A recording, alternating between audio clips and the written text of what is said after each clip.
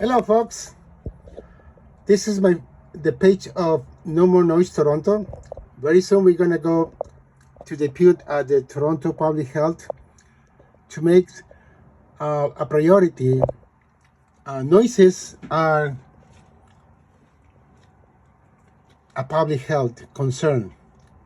So I'm working with No More Noise Toronto to investigate the noises I have been experiencing in my unit. Back in February 23rd, I was able to borrow from No More Noise Toronto two microphones, which assist me into recording two levels of sounds. One, according to the chart, one that you hear it right at the moment, and the second one is the noise that it impacts your well-being. It has an effect on your life. So this is very important because anything above 40 decibels is considered dangerous. I've been experiencing up to 81 decibels. This is the max. And this is the data that we downloaded from the microphones. And here you can see that from February 24 to March the 18th, through all this time, there has been all kinds of lows when there's no noise at all, and higher noise, big peaks that indicates that there has been some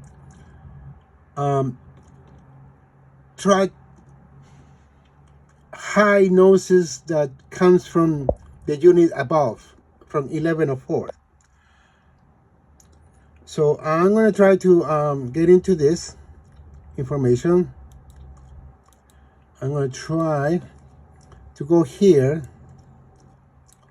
to get an understanding.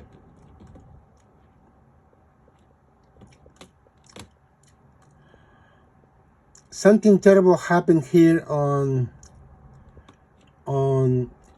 February. By the way, I've been recording all my calls to the community safety unit as advised by the TCHC office at 220 Oak Street. They had advised me every time I hear noises coming from the units above 1104 or the unit below me, I should report to the community safety unit, which I had.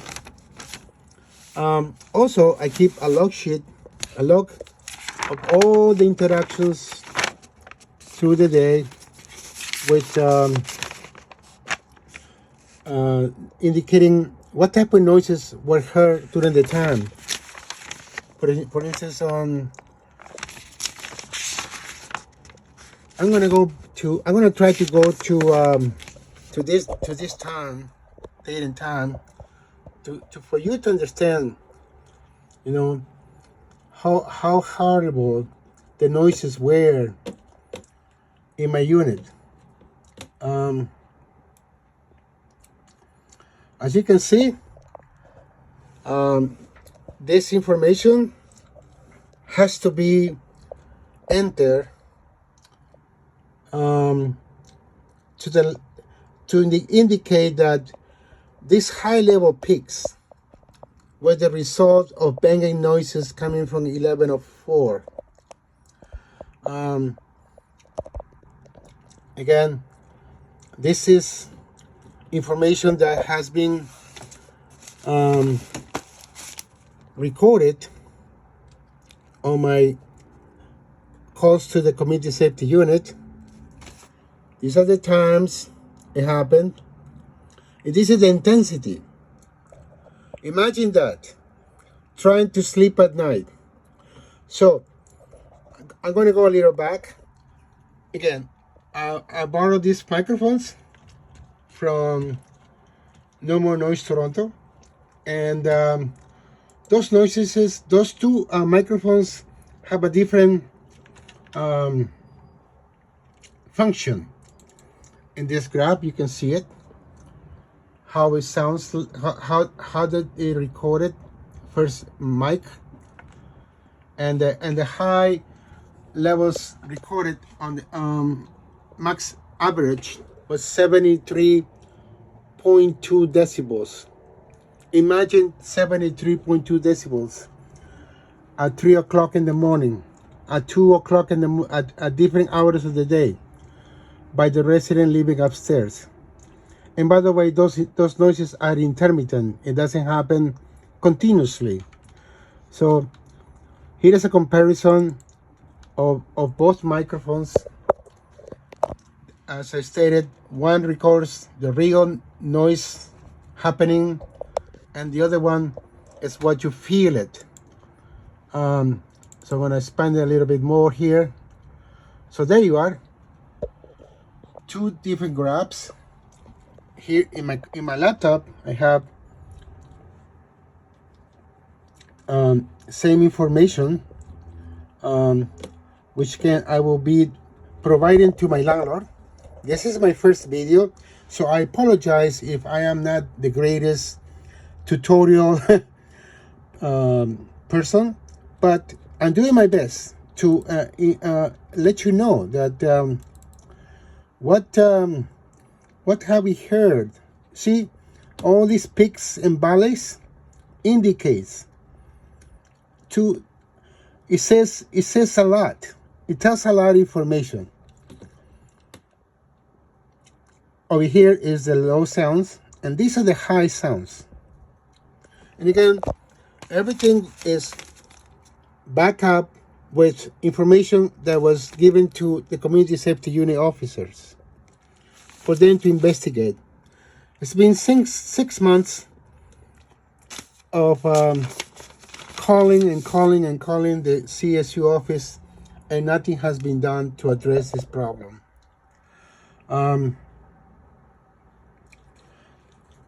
We will submit this information to Toronto Public Health with the purpose of teaching the board that noises have a real effect on someone's well-being. In my case, I have been exposed to high-level decibels through the night, and it is not acceptable. Imagine you are in bed, and all of a sudden you hear this type of noise. For instance, on March the 6th, look at this yourselves. Look, I'm not making this up. Look at high levels of noise registered. 86.3. So again, this is 3 weeks of data recording that says a story, that says, Miguel, yes, I can validate the story, your experience, that you are suffering, living at 220 Oak Street, with the noises happening when you're deep sleep. The unit above doesn't care to stop the noises. Today is March the 25th. I received a call from 311. Finally, they're going to investigate here to verify all my data with their data.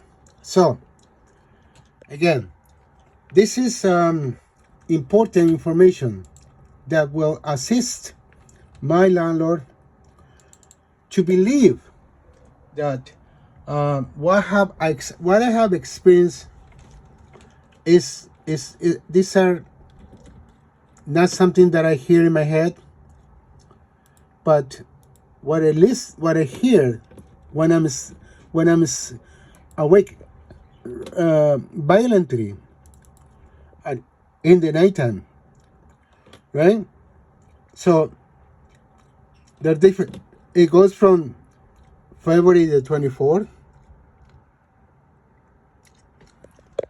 to March the 18th. Again, from March the 24th to February the 24th to March the 18th. All right, guys. So that is the information that I've been trying to with some scientific devices. These are the devices that I have borrowed. There are several devices that it can be purchased through this company, Convergence Instruments. By the way, it's a Canadian company, and we are in the day of the war of tariffs. I would recommend TCHC to get acquaintance with this software equipment and the hardware to test the noises that people experience in their units in order to provide a better service to the residents rather than the usual, well, Miguel, we came to your unit and we didn't hear nothing. So because of TCHC's special constables are not allowed to come into the units, which I find it very interesting. This is the evidence. Finally, I'm able to provide hard evidence based on scientific information, based on this equipment that I borrow from No More Noise Toronto. So we are going to go to City Council in April the 1st to Toronto Public Health to deliver this information to the councillors and the members. My next goal is for me to deliver this information to the Toronto Community Housing as well, so that they understand that the community safety unit needs to be equipped with proper tools like these ones, right? You don't have this equipment to measure the intensity of the high levels of noises that people experience. And the fact is that the residents above and below me, they are awake all night. I am a man with mental health issues. I have insomnia and other disabilities, and I'm not a person who stays awake at night. I sleep during the night, and these noises have kept me awake several nights. It is time to put an end to this by admitting that the lack of proper tools of the community safety unit, they're not able to do a totally job to investigate noises. So it's almost 15 minutes. I tried to make it into 10-minute video. So if you have any questions, check my good friends of No More Noise Toronto. Here they are. And support the work they're doing. They're going to go to continue working to ensure that this city is safe for everybody. And we want to guarantee that people enjoy their units. So thank you guys. I appreciate your time to watching this video, and I hope TCHC will learn from this lesson that the community safety unit are not able and capable of investigating noises without the using of proper technologies, which I was able to do it. Thanks to my friends of No More Noise Toronto. Thank you guys.